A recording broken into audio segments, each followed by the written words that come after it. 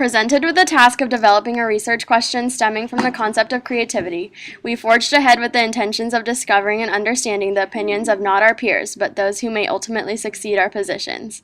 A race to nowhere set the tone for our research question. As a student population, we find unity as Aggies, as college students. But many factors define us as individuals, and among those factors are the unique academic backgrounds, particularly that of high school. Development landed us with the following question. How do the value and definition of creativity differ across different high school learning environments? We used the survey method of collection in order to extract our data.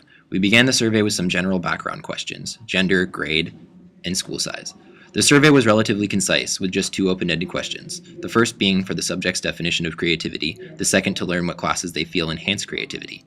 We will delve into more detail in our results section of our questions. We chose the survey method to stay concise, and for ease of distribution on a relatively large scale. In all, we yielded over 100 surveys from 5 different high schools in Northern California. We classified these high schools with less than 500 students as small, between 500 and 1,500 as medium-sized, and more than 1,500 as large. Surveys were distributed in person as well as electronically.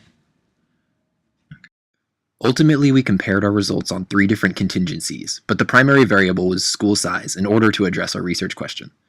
To identify other potential telling patterns, we decided to compare the data based on gender and current year in high school. For students from small schools, as you can see, the opinion of their school's general creativity is relatively high. The average answer to the question, how creative do you feel your high school environment allows you to be, was 7.68, relatively strongly skewed to the right. For students from large schools, however, there was a fairly even distribution with a slight skew to the left-hand side. The average for large schools on the same question was 4.81. For extracurriculars, there wasn't much of a difference in the amount of student participation. Both schools averaged right around 3 activities per subject. Thus, we weren't given a telling figure from this perspective whether presence or absence of extracurriculars in students might be impacted by school size. Our next finding addresses the final 3 questions of the survey, which were statements self-judged on a scale of strongly disagree all the way up to strongly agree. The first statement was, I prefer an environment with carefully and clearly defined rules. Small schools had 67% collective agreement, and collective agreement will be defined here, for the purpose of time, as a combination of the statistics entailing strongly agree and agree, along with 24% neutrality. We considered anything near a quarter of our responses to be significant. It was interesting to see the neutrality on this question in the smaller schools. Large schools, on the other hand, had 84% collective agreement with the statement, quite a strong correlation.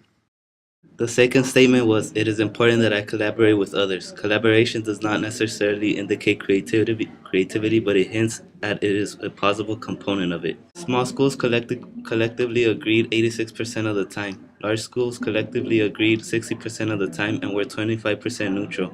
Again, this is a telling figure that students in large schools may hold creativity at a lower value than students in smaller ones. The final statement was, it is important that my classes encourage creativity.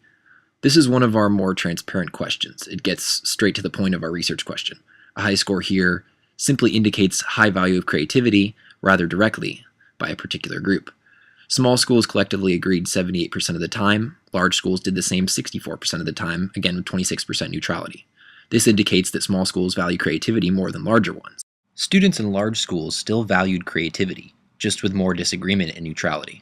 A potential extension of this project could involve the inclusion of schools up and down the state, as well as across the nation, in order to broaden the generalizability of these conclusions.